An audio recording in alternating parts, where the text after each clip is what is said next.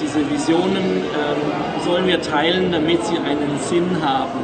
Eine Vision, von der niemand etwas weiß, hat keinen Sinn. Im Übrigen gilt es auch für Wissen. Ich habe mir lange Gedanken gemacht über Wissen. Was ist der Sinn von Wissen? Also der einzige Sinn, die einzige Daseinsberechtigung von Wissen für mich ist die Tatsache, dass man es teilt. Wenn Wissen nicht geteilt wird, verliert es seinen Sinn und seine Bedeutung. Eigentlich alles, ja. Genau. Außer die Frau.